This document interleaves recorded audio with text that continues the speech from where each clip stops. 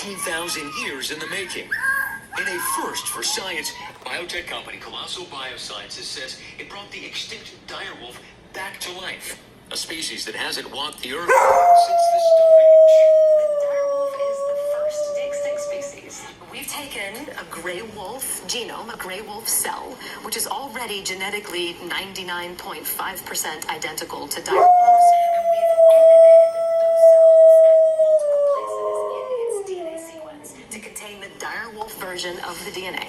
That animal looks like a direwolf, it will behave like a direwolf, and it is a direwolf. It looks like a direwolf, she says. It behaves like a direwolf, and now,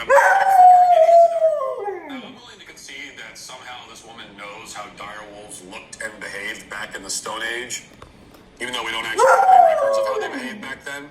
I'm not sure how this person could possibly have any clue about the mannerisms and personalities of animals that no modern human has ever laid eyes on. Let's just skip over that for a second. Even with that assumption, how do we also know that this new creation, which was created by combining fossilized remains with gray wolf DNA, is in fact a direwolf? I mean, where is that coming from exactly? As with so many other modern scientific insights, of course, it's basically made up. I mean, these creatures are not really direwolves. Right? What is a direwolf? Well, it's not this. They are genetically modified gray wolves that have been given some of the features of their extinct cousins.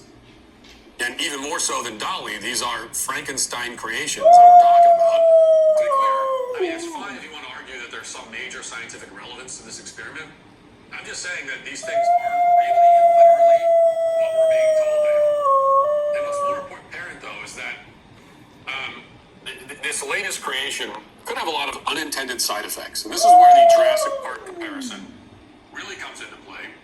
Quoting from the Daily Mail, I want you to listen to this quote. Although the wolves are being kept in captivity, experts warn that releasing them into the world could have disastrous consequences. Nick Rollins, a paleontologist at the University of Otago, compared the Colossal Biosciences' ambitious efforts with sci-fi classic Jurassic Park. If released into the wild in large enough numbers to establish a self-sustaining population, this new wolf could potentially take down prey larger than the those hunted by gray wolves. There would also be the potential for increased human and wolf conflict. This sort of conflict is increasing as wolf populations recover in the USA. Well, that's comforting. We may have created a new super wolf that will increase the potential for human and wolf conflict, whatever that means exactly. Nobody's really sure.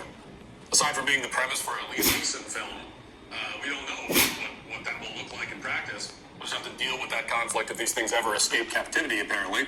But really, what are the odds of something like that happening? You know, I mean, if you can't trust the genetically modified Frankenstein superwolf to stay in their enclosure, then who can you trust? This is probably a good time to mention that there's basically no coherent ethical argument in favor of creating these new direwolf hybrids. They have there's like a million ethical problems. There is no answer to any of them. I mean, the most disturbing thing about this story is that the scientists involved don't seem to be grappling with the ethical dilemma at all. In fact, they seem to acknowledge that they're playing God explicitly and proudly. According to Time magazine, Beth Shapiro, the chief science officer at Colossal Biosciences, said, quote, "We are an evolutionary force. We're deciding what the future of these species will be." Yes, they're not researchers anymore. They're not conducting experiments to improve our lives or make new discoveries. Instead, they are an evolutionary force, which by definition means they're not accountable to anybody. You know, they are a higher power, supposedly.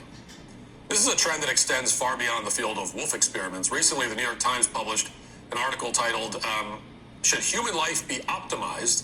It's about how the science of IVF has developed. Quote, "Today, some form of pre-implantation genetic testing, or PGT, is used in over half of IVF cycles in the United States at a cost of $3,000 to $5,000 per batch of embryos.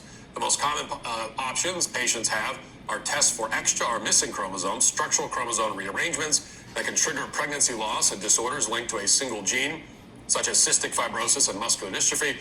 More recently, with the advent of powerful statistical techniques that can analyze huge databases of genetic information, several American companies have started offering PGTP, which screens embryos for their polygenic risk scores. The technology has typically been used for adults, ostensibly to assess their probability of developing specific conditions. Show a high risk score for heart disease, might change their diets or increase their physical activity. The article continues, quote, "But dubious promise of health.